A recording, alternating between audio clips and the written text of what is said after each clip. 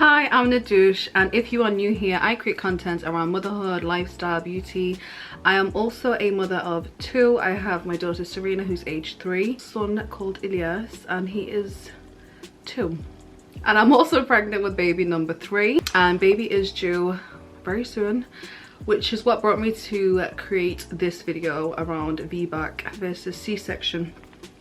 So, by the way, I am going to be looking down a lot because I literally have made so many notes, and these are all amazing information, and some of this is a lot that I've just discovered, which is quite shocking because it's just crazy how much we don't know. And when you do know it, it's like, oh my goodness, everything makes much more sense.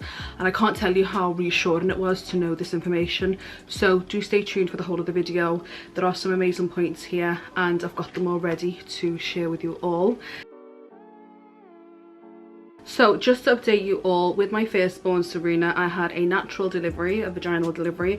With my second Ilyas, it ended in a C-section, emergency C-section, and I did get to 10 centimeters. I was pushing, but due to certain complications, they had to rush me to theatre, and ended in emergency C-section, which was very traumatic for me, and it's just so unexpected. You know, obviously with birth it's so unexpected anyway, but you know when it just goes 0 to 100, it was just one of those scenarios for me. So now with my third, I have the option to go ahead with a VBAC, which is a vaginal birth after section, after cesarean, or I have the option to do a elective cesarean. And let me tell you, it is not an easy decision to make. As soon as I found out I was pregnant, the first thing that I was worried about was, oh my goodness, what's going to happen with this birth?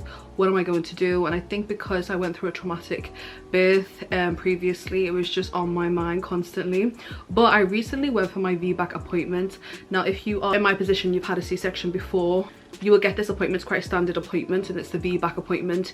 Make sure you go for it because honestly it's quite life-changing, and the information that I found out was quite shocking because I found out so much about my previous birth that I didn't know of.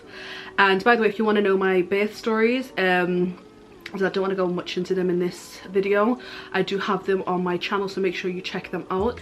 But yeah, I went for my VBAC appointment. The midwife was so lovely, honestly. She was so supportive, and she really just helped me see so much sense. And there was so much, like I said to you, there was so much I didn't know about my second birth. Like, I didn't know what went wrong, what happened, and she basically clarified so much for me. And I've made a decision anyway. I have made a decision on what I'm doing, whether I'm going for a VBAC and a C-section. So stay tuned till the end of the video because I will share my decision and why I made that decision.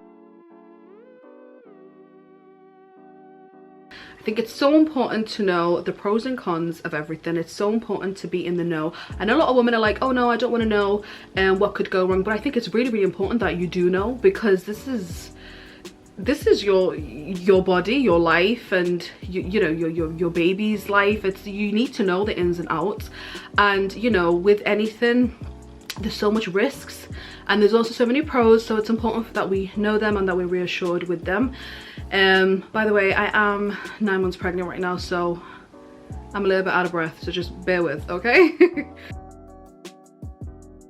So I'm going to start with the cons of a VBAC. The first thing being a uterine rupture, which is basically where your previous scar can tear. Now, this is, I would say, the most scariest risk of it all, and it's the one that, like, I feel like it's a big decision maker for a lot of women just because of how severe the risks can be of that. Now, if this does happen and they do pick up that it does happen whilst you are attempting a VBAC, what it means is that you will most likely be rushed into theatre to perform a C-section, because the baby would need to be out within minutes. Because what can happen is it could lead to like blood transfusions for the mother or for the baby, which is really dangerous. It can be life-threatening for the mother or for the baby, which is quite scary to think of, you know, and it's something that could happen in a matter of minutes. Now, it's important to know that the chances of a uterine rupture happening is a 1 in 200 chance. So that's quite reassuring, but it still is a possibility, which is quite scary because it's like the risk is so high. So that's that, and I know that's super scary. Literally as soon as I found out about the uterine rupture, I was like, what? like this is crazy. Another con is you will need to be monitored a lot more attentively in comparison to you being in a normal birth. The midwife also told me that I will need to be monitored, so you will have the straps around your belly. I don't know if you've previously had that, but basically it's a strap that goes over your belly, and it's what helps monitor the baby's heartbeat and all of the vitals and stuff.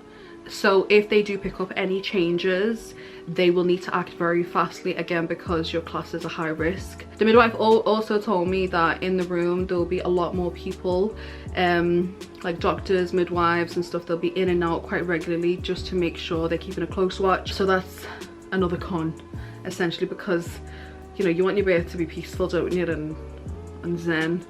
But with a VBAC, they just need to keep an extra eye on you.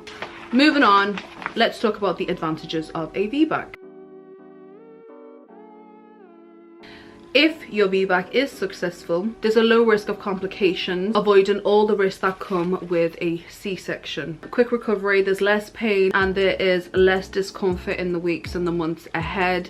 Now, coming from me, I've had a natural and I've had an emergency C-section, and I can tell you straight up that the natural delivery was a whole different ball game as to how my recovery was with the emergency C-section.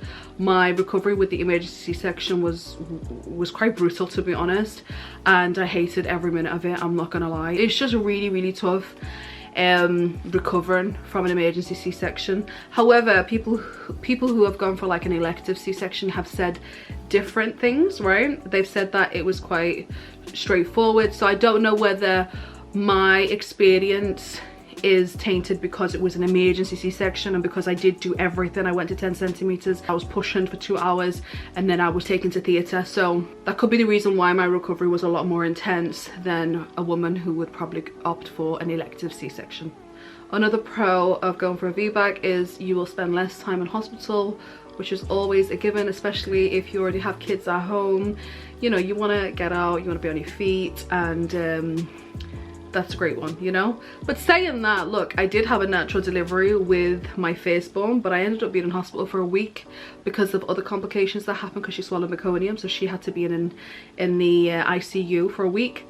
So again, you know, you just don't know how the cookie's going to crumble. But yes, traditionally when you do have a natural when you do have a successful VBAC or a natural delivery, it's less time in hospital, which is great. If you have kids like me, it's much better because you're going to be able to attend to them even physically. After my emergency C-section last time, I was literally bedbound and I really hated that. If you do plan to have more babies, then the VBAC option is a lot better because it just means that there'll be less risks. Now, this isn't to say that if you do have a C-section then you can't have kids. No, you can. It's just that it will mean that there's less risks if you go for the VBAC. Another advantage to a baby being delivered vaginally, if your VBAC is successful, it would mean that you will have early contact with your baby in the early stages. So it would mean that you can like initiate breastfeeding a lot more quicker. You can have that one-to-one, that skin contact. Now, when I went through my emergency C-section, I didn't get that. The baby was out and then I literally just seen him sweep away like in the little bassinet, and then he was straight into like, he went straight into ICU. Was it ICU? They had to just take him away to do checks and stuff, and I was just left there and I didn't get to see him until the next morning. Now, can you imagine how I felt? It was a really negative time, and it was a really sad time for me. So typically they're the main pros and cons to VBAC. So now I wanted to just talk to you about like what makes a successful candidate for a VBAC, and this is very important to know because I feel like a lot of women don't know this. I didn't know this. I did not know this. So I'm really excited to just share this information with you, and I really hope it gives you some clarity because I'm sure if you're in my boat, you're stressing just like me, just like I have. So hopefully this will give you the clarity and peace that you need to help make your decision. So who makes a good candidate for a VBAC? Now, there's so many things that help determine whether you are a suitable candidate for a VBAC. And like I said, it's very, very important for you to know these things. And in order for you to know whether you are a successful candidate, you need to know what happened in your previous birth. And the reason I am highlighting this is because I did not know I didn't know certain things that happened in my previous birth literally until last month, which is during my VBAC appointment, which is quite shocking. So 2 years I didn't know this information. I have to just tell you all that when you go for your VBAC appointment, you have the right to ask for your records. So what happened is that the midwife, she pulled up all my records and she got all of my notes up from my previous births. The one that I was mainly concerned about was the second, because I just didn't understand like why it ended in a C-section when I got sent to me. So it's like, what happened? There was a few other things that didn't make any sense to me, and she literally pulled up the notes and made sense of it all to me. And I was just like, literally in that appointment, I was just like mind blown. I was like, how did I not know this?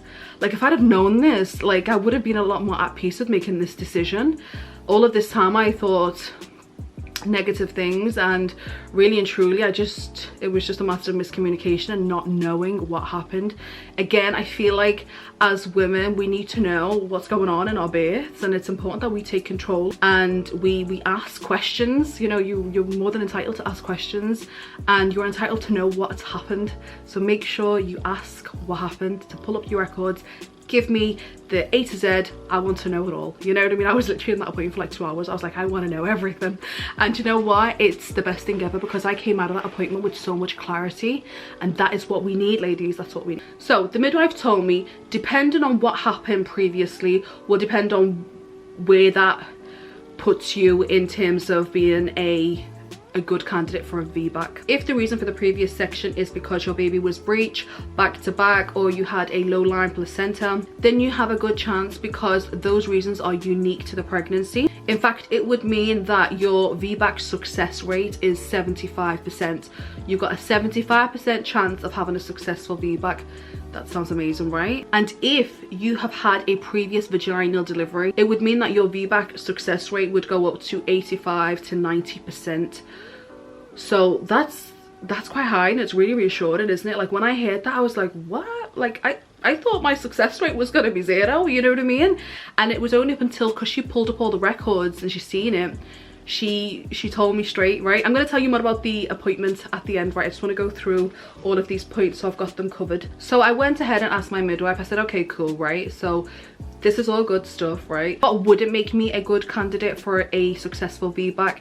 I said, you know, looking at my records, like what would make you say like, oh, you know what, I don't recommend you going for a VBAC? And I said to her, look, just tell me straight, please, because I've got no time for whiff-waff. Just give it to me straight. So she said to me that if you typically do not labor well, if a woman doesn't labor well, so say for example in your previous pregnancy you got to like 3 centimeters, or you just weren't dilating, then she said that that would be a means for you potentially being not a great candidate for VBAC, if that makes sense. A VBAC success rate can be low if you've been induced previously, because with a VBAC they don't like to induce you because it can put strain on the scar. But the main thing is, what the midwife had advised me is, if in previous births the woman doesn't tend to labor well, then that's when she'll probably advise the mother to go ahead with the elective C-section, because it will be a lot more of a smarter choice and it will minimize risks. So ultimately the decision is yours, right? But let's talk about my decision and what I have decided to do.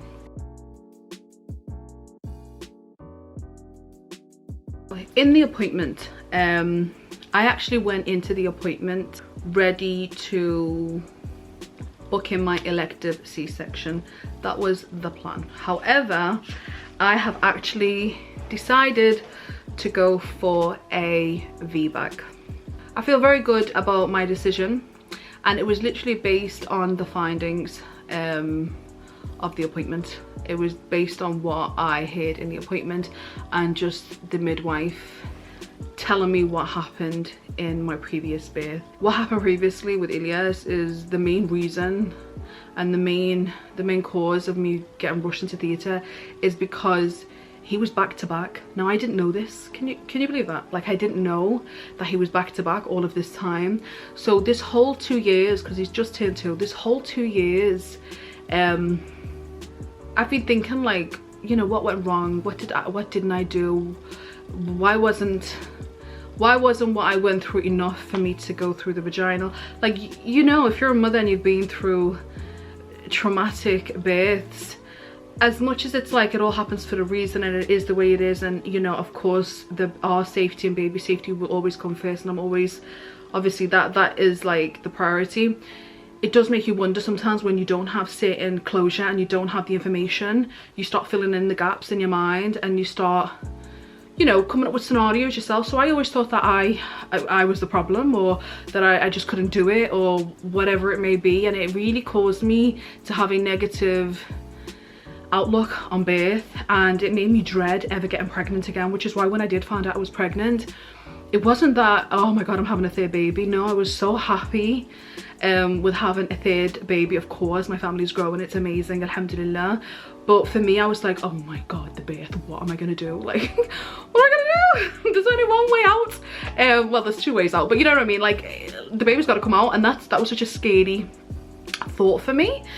So when she had clarified certain information for me, I was just like, what? Like, she also told me, right, because what happened in Ilyas's birth, right, and I don't know if this has happened to anybody else, right, but during Ilyas's birth, I went into hospital. I was 7 centimeters dilated, right, so I only have 3 to go, so I was like, 3 centimeters, you know what I mean? I'll get there, it'll be fine, you know, a couple of hours, I'll have the baby.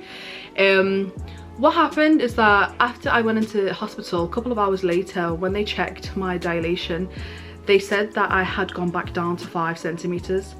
Now, for 2 years, I have been so confused by this information. Like, how does one go back in dilation? Like, excuse me.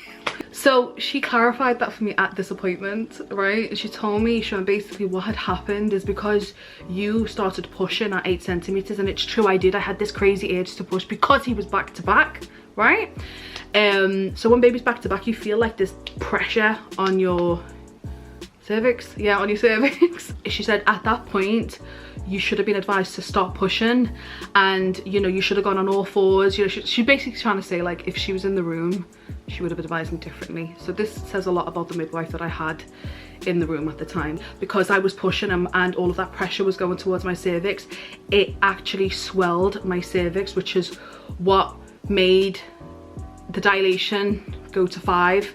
So it was not that it closed up, it just swelled. If I was to punch myself in the eye, which I wouldn't do, right? But obviously my eye would become dead small, right? So my eye's not actually changing size, but because of the swelling, it will appear smaller, and it will be smaller. So that's what happened, and I didn't know all of this time that that was the reason for it. So again, miscommunication. This is why I'm saying to you ladies, this is so important for you to know what happened in your previous births. Even if you think you know what happened, it's probably not 100% correct. You know, if you're questioning something, please book an appointment with your midwife and ask them to pull up the records, pull up the notes from the last labour, and tell them to tell you what happened step by step. She also told me that my Vbac success rate is 85 to 90%. When I heard this information, now I need you to understand, I walked into that room prepared to book in my elective C-section because I thought I had no chance of doing it naturally, right, or vaginally. So when I heard all of this information, right, I literally, like, when I got to the end where I was like making a decision with him, I said, look, right, give it to me straight. Imagine I'm your sister, right? I literally said that to her. I said, imagine I'm your sister. What would you advise me, based on my records, based on all the information that you've got about me, based on my history with having a natural delivery and an emergency C-section and all of these little bits and, you know, all of the details. And she said to me, Vbac. And I was like, no. She was like, no, you make a successful candidate for a Vbac. I said, why? Like, tell me what I need to hear.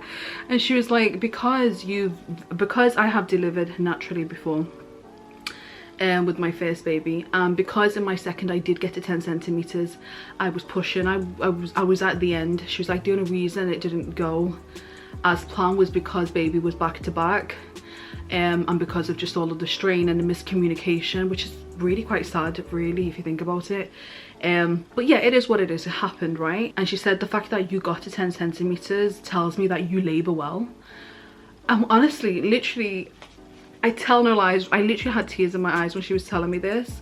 Now, if you are in my position, you will understand the anxiety and the stress and just the mental strain that we're put in when making this decision. It's really hard, it really is, because it's like we want a natural delivery but we're so scared of the emergency C-section. It's really overwhelming. When she told me that, it was like somebody literally pouring cold water over my head, like oh my god, like so much clarity in this appointment, so many things that I didn't know. And yeah, it led me to decide to go for a Vbac. So that is what I'm going for, guys. In the back of my head, I do know that this can end in another emergency C-section. I'm well aware of that, but I'm just hoping and I'm praying that this time around it just goes successful. And I think with the information that she told me and her installing this faith within me and this strength and telling me that I need to own my birth, and she said to me, look, if you're not happy with your midwife in the room,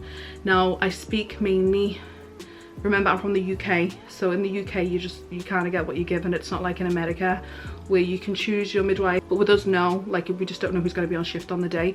But she did say to me, you can ask if you're not happy with the midwife in the room, if you're just not working with her or you feel like there's a bad energy or whatever, you can ask the shift leader, so you can request the shift leader to change your midwife. No, I didn't know this.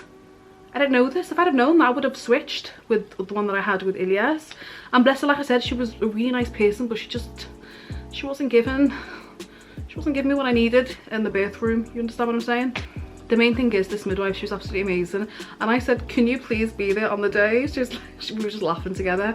And she's like, look, listen, if I am on shift that day, I am coming to your room. And I was like, making so much that. I was like, inshallah you are. Like, I really hope that she is. But bottom line is she said that as women we need to take control of our birth, we need to understand our bodies, and we need to do everything we can to prepare for our births. And there's so much that we can do prior to going into labor to help the baby get into position, and just understanding the anatomy of a woman, I think, is so important.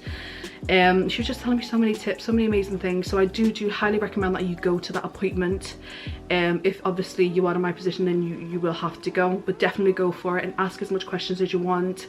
If there's anything on your mind, or if you don't want to do a certain thing, or if you want to go for this, then you have to be straight up and be honest about that and let them know. Remember, it's your birth and we need to take control of it. And I think a lot of women are making decisions based on what people are just advising them, doctors, midwives, whatever. And I know they have our best interests at heart, but really and truly the decision is ultimately up to us. So if you feel uncomfortable with something, or if you are confused about something, please ask.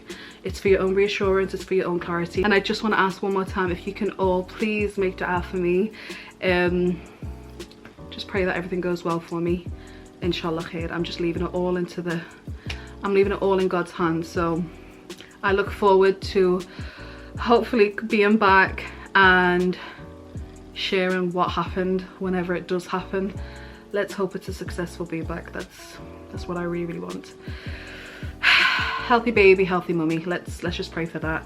And I said, like, even if it does end in a C-section, I just pray that it goes a lot more smoother than what I went through last time. But yeah, inshallah khair. Thank you so much for watching this video. I hope and I pray that it has brought some clarity and some peace to you, and it's just helped you make your decision. Please let me know if it did. Let me know in the comments, and please share it with anyone else in this predicament with Vbac versus C-section. Please do share the video, and if you did enjoy it, please like and subscribe. I'd really appreciate it. Also, make sure you're following me on Instagram, because I do post daily there. I post a lot of updates on there on my stories, so make sure you're following me there. I will leave the handle over here on screen. And all the best. I pray whatever you choose, whether it's a Vbac or whether it's an elective C-section, I pray that they go very smoothly for you and that you recover well. And yeah, let's do this, mamas. Thank you so much for watching this video. I hope that it did help you in somewhat way. Much love and God bless.